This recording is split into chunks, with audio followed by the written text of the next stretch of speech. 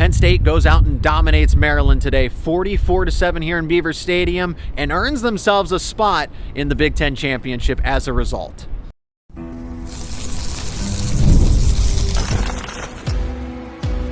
You are Locked On Nittany Lions, your daily podcast on the Penn State Nittany Lions. Part of the Locked On Podcast Network, your team every day. Penn State is in the Big Ten Championship against Oregon, who had that on their bingo cards. This is Locked On Nittany Lions. I'm your host, Zach Seyko. He is Zane Brancefield, associate producer to the show, and this is Dylan Callaghan-Croley, editor over at Penn State Rivals. Penn State defeats Maryland 44-7. What a season by Penn State, right? You finish 11-1. That's the first time that James Franklin has finished a regular season at Penn State 11-1. First time since 08. Yep, first time since 08 that a Penn State team has finished 11-1 in the regular season. Tyler Warren continues to build a Heisman campaign. I thought Drew Aller, even though he was relieved early, had one of his best games of the season, honestly, the way that he was able to read a defense, made smart decisions. The box score's not going to show that. Nicholas Singleton looked back to 100%. The defense had 6 sacks, 2 turnovers, or what, maybe... Talking about getting back to 100%, denied Dennis Sutton I don't know if he got a sack today, but he was flying back there. Abdul Carter looked like the best defensive end in the country. Is he playing struck like a Heisman post. 2 sacks today? I know. Tyler Warren should be striking the Heisman post, but I get what Abdul Carter's saying, because in that same breath, Tyler Warren's the best tight end in college football. Abdul Carter's the best defensive end in college football, and that's crazy to think because it was a slow start, but even with those 2 games, he has shown that he is the best defensive end in college football, Dylan. So in short, those are my takeaways here. Yeah. I never felt like Maryland was going to threaten Penn State, even with the sluggish start, the sloppy start that James Franklin pointed out. This was a game that, again, showed Penn State was just that much more talented. I mean, the 3s and the 4s were against Maryland's 1s and 2s, and were able to get yards, make stops. So that kind of puts into perspective not only how good this Penn State team is, but how deep this Penn State team is. Yeah, no, this, you talk about slow start, Penn State, for those who maybe didn't watch the game or didn't see the beginning of the game, Penn State fumbles on the first. Nicholas Singleton fumbles first play from scrimmage. 1 play later, Maryland takes a 7-0 lead. And even when that happened, I don't think anybody was like, "Oh." I was never sweating, probably because it's so cold. But I was never worried about this game. It never felt like it was going to be a game. It took Penn State a little bit to get going. I think it took 4 drives or so. But after that, Penn State's 31-7 at half. I mean, that you can't call 4 this straight scoring drives to start the half. You can't call this a slow start. No, Was it a fast start right out of the gate? No. It was a slow first 10 minutes. It was a slow first 5 to 10 minutes. And then after that, the offense showed up, took care of business. I asked multiple players when they found out Ohio State lost. They all said it was after the game. So James Franklin did mention that he thought maybe his team potentially knew beforehand because he knew. They came out after those 10 minutes, had a long scoring drive, and after that it was off to the races, and it was a foregone conclusion. But the big thing here isn't the win over Maryland. That was a foregone conclusion before the game started. But it's that they're headed to Indianapolis for a Big Ten championship game, and like we talked about coming in, we could debate whether it's good for Penn State or not if they would lose that game. Obviously, they lose is not good. They're getting in the playoff one way or another. They're getting in the playoffs. You can argue if it's good or bad for them long term because the 1 seed is still going to have a tough road. And if they win, they are going to be the 1 seed. But James Franklin talked about it in the game. I'm going to talk about it extensively over at Happy Valley Insider this week.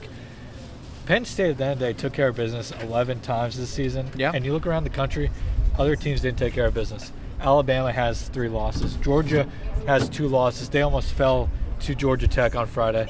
Ohio State lost to a 6-5 Michigan team that had no business beating them on Saturday. Miami lost to Syracuse, and they lost to Georgia Tech a couple weeks ago. Yeah. You look around the country, teams were falling like flies this year in games they shouldn't have won. Penn State against everybody except Ohio State this year. And James Franklin deserves a lot of flack for that 3-17 record against top 10 teams. He does. Your record is what it is, but he deserves a ton of credit for what he's done, not just this year with this program, but since 2022. After they're now 31-1 as a favorite since 2022, and I mean that's that's a pretty incredible record when you look around the country. Zane, your immediate takeaways from this game, is it looking ahead to Oregon? Is it about what Penn State showed against Maryland? Because again, 44-7 is nothing to bat an eye at. And I know there was a last-second touchdown that drawed a little ire between James Franklin and Mike Loxley, and maybe we can talk about that at the end here. But Zane, from this game, we're looking ahead to Oregon. What kind of pops out to you? I think the big thing is like Nick Singleton. It seemed like he started a little slow, but he picked up. I think had over. He's close. He's close to getting to 100%. Yeah, he had over 80 yards. That's great today. at the end of the season here. And you need a guy like Nick Singleton when you're going into the playoffs. Like you said, he's getting close to 100%. You need Nick Singleton to be as close to that mark as you can. You're coming in, like not even just Oregon in the championship game, but for the playoffs in general. You need him. You need other guys. I thought the offensive line did a good job today too, considering missing like guys like Donko. And overall, I thought Penn State played well. I thought we knew Penn State was going to win. I don't think anyone ever had any question in that. But the way they did it so dominantly, I think proves like their offense is starting to find things. They're clicking together. They don't need to do anything real fancy. Obviously, this is Maryland. But in general, though, they don't need to do anything fancy. If they just stick to the plays that work, they succeed. I thought also the defense was very well. The only points they gave up was when they had the ball from the fumble that put them in the red zone. Exactly. It was a shutout for the rest of the game. Good point. And so you're looking at a defense who had 3 interceptions today, 6 sacks, 6 TFLs. That's impressive. And you could say, oh, it's Maryland. Maryland's still a Big Ten team. They're still a good Division I. They're not the worst team. Big Ten team. Yeah. And so Penn State has been dominant on defensive throughout the year. Drew Adler talked in the postgame about how each week they try to get better and they want to be overall the most improved football team. And I would say the defense has proven that week in and week out that they've gotten better each week. They make adjustments and they get stronger. Obviously, Zane Durant was a little bit of a surprise for some people, and he's having a really good year. Great season, yeah. Obviously, Abdul Carter, everyone knows about, and you look at even the young bright guys. Davian Collins today had a pretty good game. He had a couple of tackles and an interception. See, Penn State has a bright future, and also currently their defense is in a pretty good spot. So I think that will help translate well for Penn State as they prepare for Oregon and also the playoffs coming up. Well, let's pivot to Oregon real quickly. Of course, I'm going to have to go deep dive into the intel and everything. Yeah. First things that come to mind are they have Dylan Gabriel, they have Dan Lanning, who's one of the best coaches in all of college football, and he's just in his late 30s. Oregon recruits very well. This is an electrifying offense across the board. Tez Johnson's a big X factor, right? Will he be back for the Big Ten championship?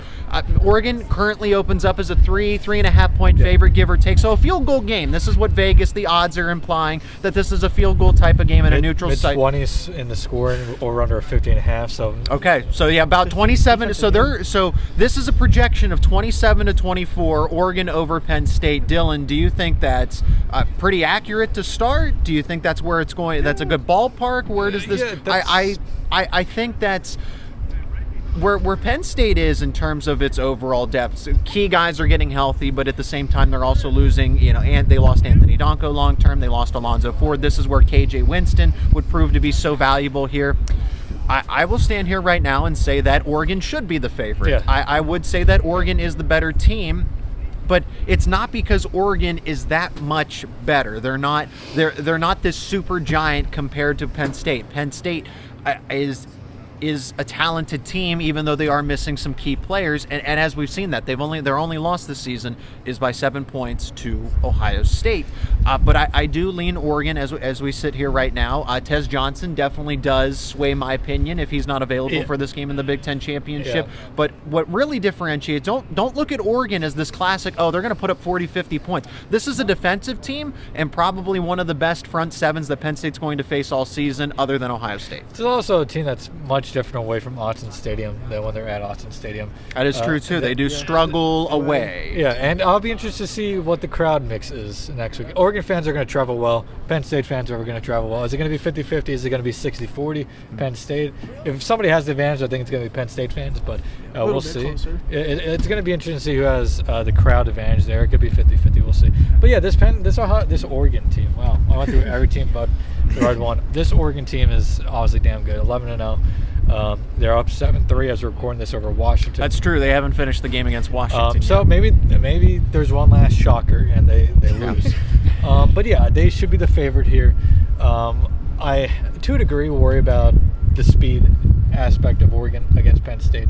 And that's interesting because I worry about the physicality. I worry about the battles. Penn State's offensive line versus Oregon's defensive line. That's not an ideal matchup. No, that's not an ideal matchup, especially when you already have, obviously, no Donka out. Rucci was fine today, but that's against Maryland. Yeah, but going up against much better talent next week. And then we saw Vega Ione get. But he finished the game. He finished the game where they needed him to. So also, Drew was limping at times, but it's cold. It's cold, man. Look at what we're dressed in. He's been limping at times since that Wisconsin game. But for me, it's going to come down to if Penn State's going to win this game, they're going to have to get quite healthy here in the next week. I know the preference was avoid this Big Ten championship game.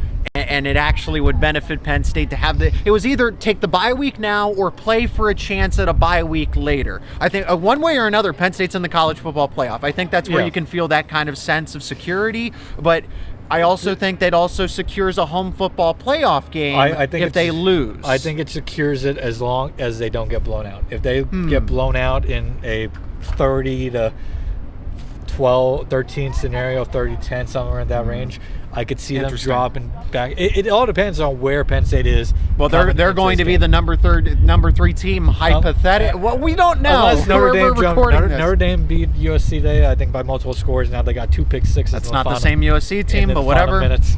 We'll see if the committee gives Notre Dame a boost for that. I think Penn State should be the number 3 team. I think there should be 1 versus 3. Depending on what happens with Oregon and Texas. Yeah. If chalk holds tonight, I think it's 1v3 next week. I think Penn State should be about 30-point underdog at kickoff. I think Penn State has a chance to win. Worst case, of course they have a chance to win. This is just a field goal game. So any team has a chance to win. Worst case, they're probably. I know what you mean. They're the underdog here, but Penn State should not be looked at as this this massive gap between Oregon. And Penn State. I feel like there's going to be a lot of people that are like, oh, Oregon's going to win by 14, 17. Yeah, I see. I don't know about all that. I think that's going to happen this week. Maybe not by the smart people, but by the non-smart talking heads out there. The public talking heads. But I think this is a really talented Oregon team. I think this is probably the second most talented team in the Big Ten after Ohio State. But we saw talent doesn't win necessarily. Coaching matters. But Dan Lannon is a coach who can get a little aggressive at times. Sometimes. Well, we saw that against Washington. Can't hurt himself. So it's going to be interesting to see how everything plays out. I think it's going to be close next week. It's going to be a good game. I'm planning on being there. We'll see if we all end up there. But it should be fun. Absolutely.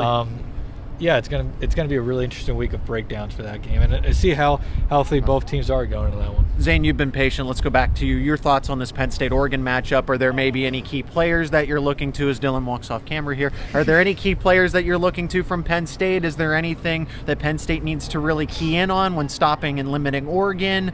Is it Tez Johnson? Is it Dylan Gabriel? Is it that defense? Because yes, Oregon can win in so many different ways, but so can Penn State. But my point being is I don't want people to overlook that Oregon is actually really talented defensively, especially in the front seven. And the one game that Penn State lost, that's what Ohio State had.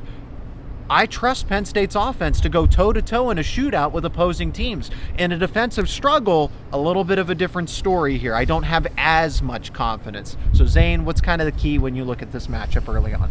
Well, I think the biggest thing is going to be the defensive side of it. I don't know if Penn State has played a team with an offense this dynamic as you can say Ohio State, but I think Oregon, they like to throw the ball a little bit further sometimes. They can do so many things. They got the much better quarterback, too. And their running back is also very good as well. Mm-hmm. So I think in that sense, they're more dynamic. Also, you mentioned Tez Johnson, who was supposed to be back this week. We've seen how different the offense is without him. Yeah, so I think there's a very good chance he could be back in the championship game, which is not ideal for Penn State, but I think Penn State can figure that out. The biggest thing, though, with this Nittany Lion defense is their pass defense, which has killed them a few times this season. Yep. And so an Oregon team where they like to pass the ball over running it, even though both are pretty good, is not to Penn State's favor. So I think that'll be the biggest key for Penn State going into this championship game. Obviously, things can change. We'll have to look at film more as well, but I think that'll be the biggest key factor here. I don't think Abdul Carter and Denai Dennis Sutton will struggle against the offensive line, but I think some of the other key Penn State defensive players could have a bit of a matchup like mishap there and might struggle a little bit there. The linebackers are the area where I'd be hyper-focused on with Penn State this week. If there's going to be a spot that gets exposed, that could be the spot. Right. Because potentially, I do like the defensive line going up against Oregon's offensive line. It should be a good battle there. But yeah, the linebackers are definitely that. I agree. With and how will the secondary handle not just blanking on his name right now? Trez Johnson, but also Trey Holden, who's pretty good in his own right. Yeah, Dylan. And the same thing. Hey, Penn State lost the game where Ohio State had dynamic duo in the backfield with Quinshawn Judkins and Travion Henderson, but the fact that they could rely on a Jeremiah Smith in one-on-one coverage, a Carnell Tate and a Emeka Egbuka, and that's my point, is that Penn State really hasn't faced a lot of teams that have 1, 2, 3 different reliable options. You take away the first one, you take away the second one, boom, the third one can go off at any point in time. And again, I think Penn State's benefited a lot from facing teams that just don't have the best front sevens. Or quarterbacks. Matchups win at the end of the day. And Penn State's offensive line has not been tested outside of Ohio State. And JT Tuimoloau, Jack Sawyer, and I think Malik Williams there in the middle. Really, they had a solid day, and Penn State's offensive line certainly lost that battle. So I'm looking at Oregon's defensive line versus Penn State's offensive line as a key matchup across the board. Any conversation that I'm going to have this week about Penn State and Oregon, it is going to start in the trenches, and that's why college football coaches talk about games are won and lost in the trenches here. So it's cold. Yeah. And this is meant to be an instant recap, an instant reaction. Thank you so much for checking this one out and joining us for this conversation. Let us know your thoughts down in the comment section below and actually be a part of the conversation. He is Zane Brancefield, associate producer to Locked On Nittany Lions. He is Dylan Callaghan-Croley over at Penn State Rivals, HappyValleyInsider.com. My name is Zach Seyko, host of Locked On Nittany Lions. Penn State defeats Maryland 44-7, and they are in the Big Ten championship game next Saturday in Indianapolis, Lucas Oil Stadium against the Oregon Ducks.